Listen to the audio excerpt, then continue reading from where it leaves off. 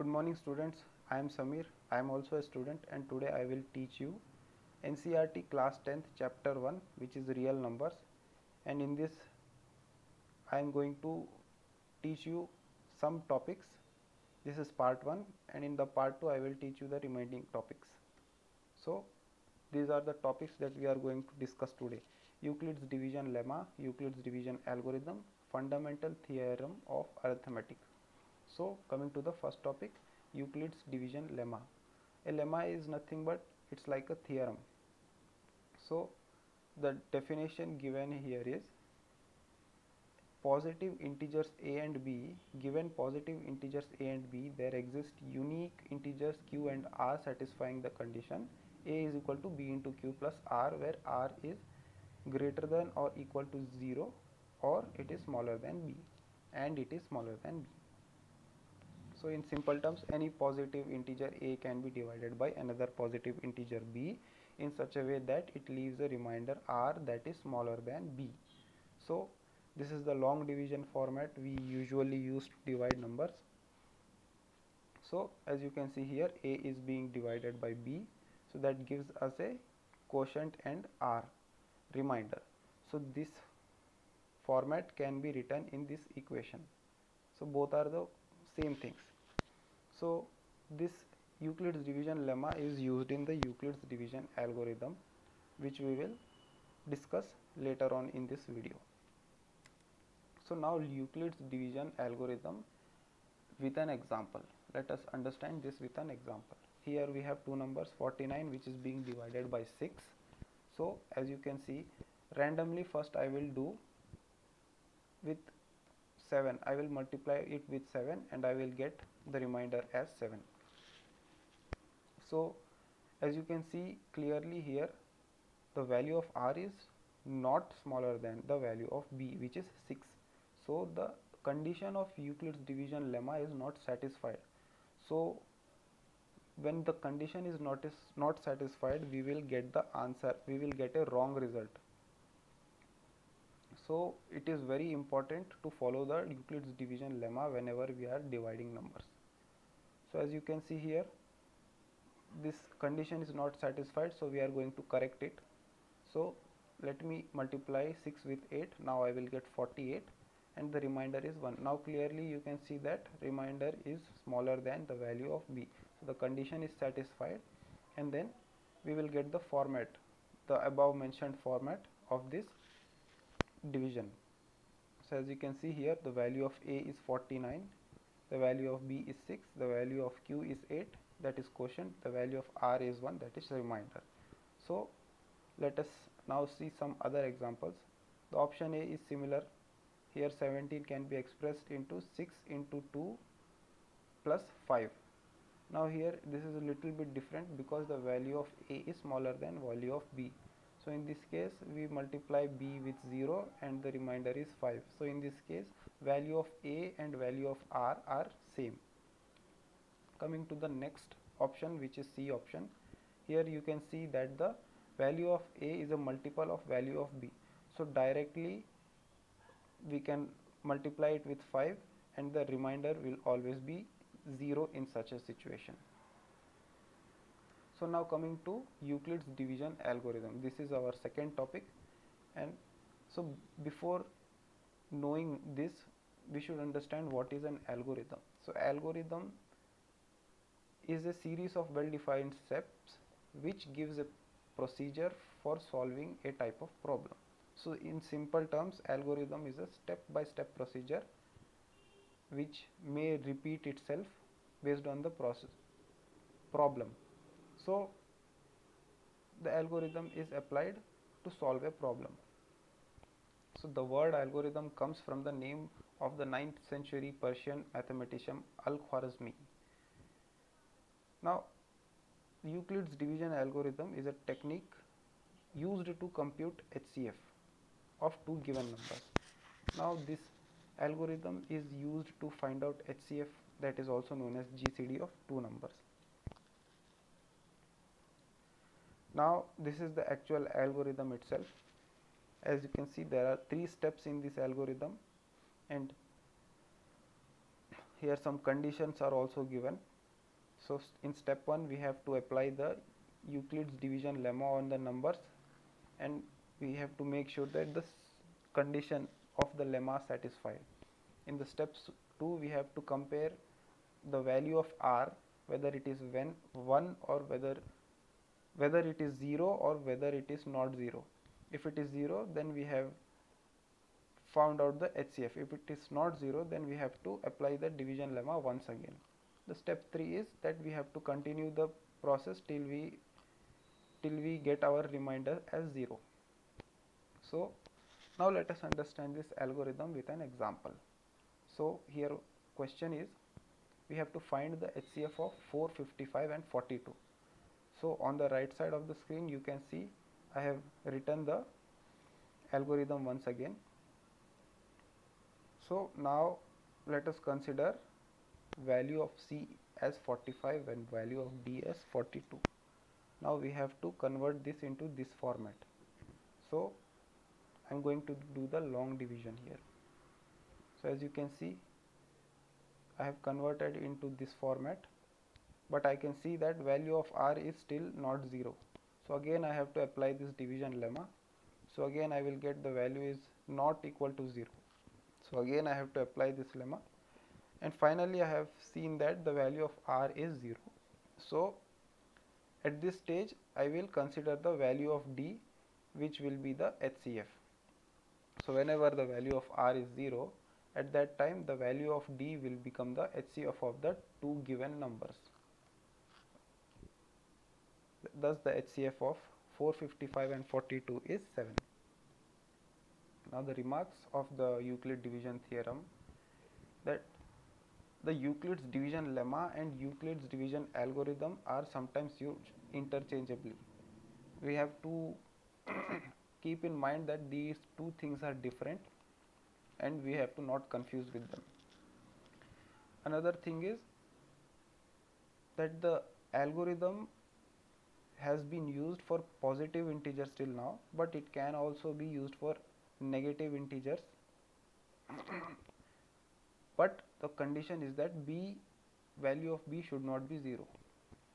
If the value of b is 0, then the division is not possible.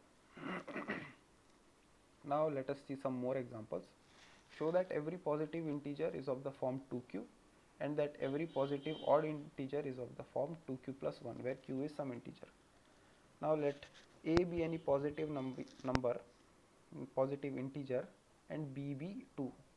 So then by Euclid's algorithm we get a is equal to 2q plus r, and r is 0 or 1, because r is smaller than the value of b. So value of b is 2. So with this we get a is equal to 2q or 2q plus 1. So as we have assumed that a is a positive integer, here in this case we get a is a positive even integer, because any number multiplied with 2 is always even, and any number multiplied with 2 and added 1 is always odd. So we have proved that every positive odd integer is of the form 2q plus 1, and every positive even number is of the form 2q. Now another question. A sweet seller has 420 Kaju Barfi, 130 Badam Barfi. She wants to stack them in such a way that each stack has the same number and they take up least area of the tray. What is the number that can be placed in each stack for this purpose? So to do this, to stack all the sweets in such a way that there is less space taken, we have to find out the HCF of these two numbers. So whenever we find HCF, we can divide all the sweets in same number of pieces per stack. So now when we calculate the HCF, we are using the Euclid's algorithm. Whenever we found that the value of r is 0, the value of d will be the HCF. So HCF of these two numbers is 10. Therefore each stack of barfi will contain 10 barfis. Now coming to the practice question, these are some questions. you can use the algorithm to find out the HCF of the questions. So pause the video and note down the questions. Now coming to the third topic of our video, that is fundamental theorem of arithmetic. Simple, this is very simple. Every composite can be expressed in the form of product of primes. This is the part 1, and the part 2 is the factorization is unique apart from the order in which the prime factors occur. So the process of expressing the number into product of primes is called factorization. So these two are the uses of the fundamental theorem of arithmetic, and we will cover these two topics in the next part 2 video. So let us understand this with an example. Now here 4 is given. 4 can be expressed in the product of primes, that is 2 into 2, that is 2 square. Similarly 30. Now as you can see here, I have changed the order, but the numbers are same. I have not changed the number, I have only changed the order. Now 23 is a prime number, so no need factorization. 54, again prime factorization I have done and changed the order. So what this theorem says is that you can, as you have seen in the example, you can express each composite number in the product of primes, and you can change the order of the numbers, but you cannot change the numbers. So the numbers, the prime factorization, the expressing of product of primes is unique. The order can be changed, but the numbers will be unique. So this is what fundamental theorem of arithmetic in simple terms is. So now let us do some examples. So here we have to find the LCM and HCF of 12 and 20 using prime factorization method. So in prime factorization, two composite numbers are given, we have to factorize. So we got the 12 can be written into product of primes, which is 2 into 2 into 3, and 20 can be written as 2 into 2 into 5. So now as you can see, the HCF is the highest common factor. So as you can see, 12 has a 4 in it, that is 2 square in it, and 20 also has a 2 square in it. So the HCF will be 4. Similarly LCM also, you have to consider the common ones and write only once, and remaining multiply, and then you will get the LCM. Now one more important topic, one more important relation between HCF and the number, HCF, LCM and the numbers is that the product of two numbers, and I am stressing on two numbers, the product of two numbers is equal to the product of their LCM and HCF. So as you can see here, 12 into 20 is equal to 6 into 40.